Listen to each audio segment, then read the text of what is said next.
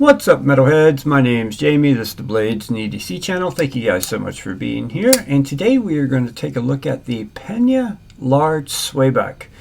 This is what I would call a modern traditional knife. Looks like a traditional shaped knife, but with modern materials being used. And I like this knife a lot. We'll give you some specs on it, and then we'll do some size comparisons and give you my thoughts on it. Overall length of this knife is 7.385 inches. Blade length's 3.25 inches. The weight of this knife is 3.1 ounces. It is using M390 blade steel. Has caged ceramic ball bearings on the pivot, ceramic ball detent, milled titanium pocket clip and back spacer with a hidden lanyard pin.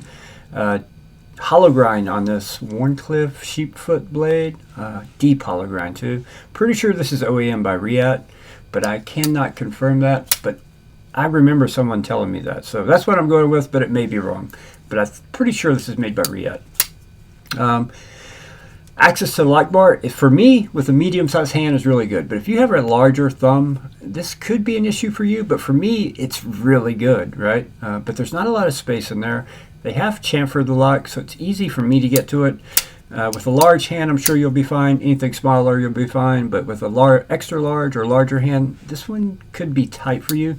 But for my hand size, it's perfect. It's really, really good, actually. Action is really good on this knife also. Let's do a couple size comparisons real quick.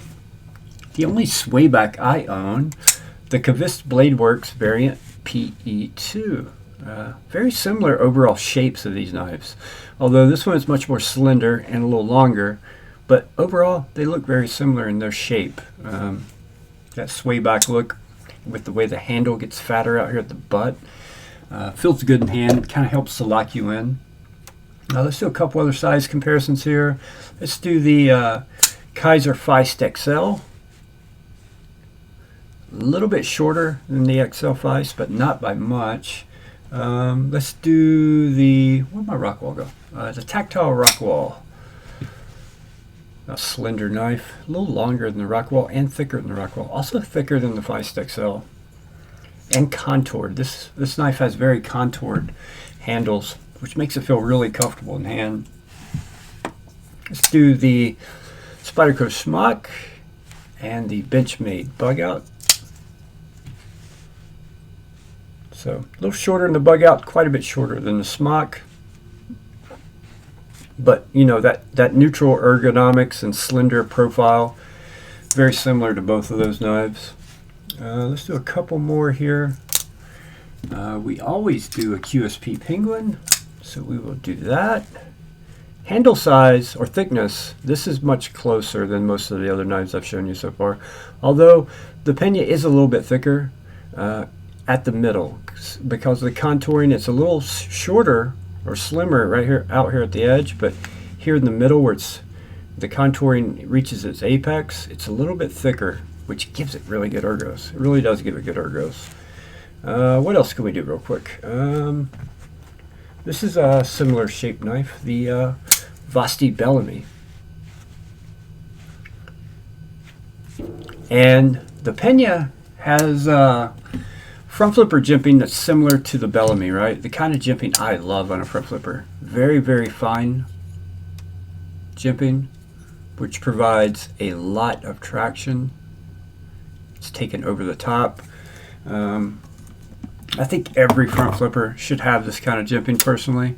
It's not uncomfortable, but it just grabs the skin of your thumb and makes it almost impossible to fill it. As long as you hit it up there, you're going to hit it, right? As long as you catch that jimping, you're going to open that blade and deploy it.